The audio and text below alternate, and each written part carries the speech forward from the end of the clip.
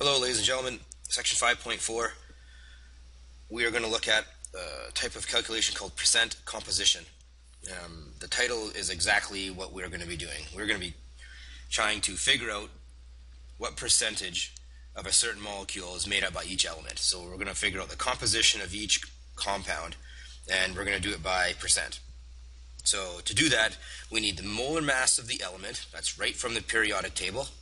And we're going to divide it by the molar mass of the entire compound, which is every element all added up. And then convert it into percent, we're going to multiply by 100. So here's our first example, very, very simple. I have a water molecule in front of you. Water molecule consists of 2 parts hydrogen, 1 part oxygen. But we need to know by mass. What percent of water is hydrogen? What percent of water is the oxygen by mass? So we got 2 hydrogens. Each hydrogen weighs 1.0. We have 2 of them. So hydrogen is 2.0 divided by the total of what water weighs, which is 18. So a 16 for the oxygen and 1 and 1. So 18.0 grams times 100 equals, it works out to 11.1%. Right? That was for the hydrogen. For the oxygen, where there's 1 oxygen, it weighs 16, divided by the total, 18 times 100, 89%. 88.9%. Now technically, we didn't have to do this whole second calculation. These things have to add up to 100%. So if you knew the hydrogen was 11.1, oxygen has to be 88.9. So that is how you do a percent composition.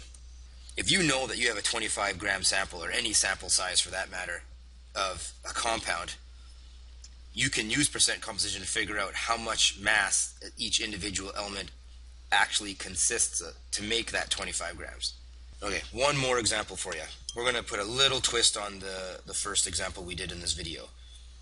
If we have any compound, for example carbon dioxide, and we have a 25 gram sample of it, any mass for that matter, if we know the percent composition, we can figure out how much mass of each element we have. So in this example, we're going to figure out how much carbon is actually in the 25 grams. So we need to know the percent composition of CO2. Well, all we care about is the carbon. So carbon weighs 12.0. This whole molecule weighs 44.0. 12 divided by 44 is 0.2727. Now, we don't need to multiply that by 100, because what we want to do is figure out the mass of carbon in that 25 gram sample. So you take that number times 25 grams,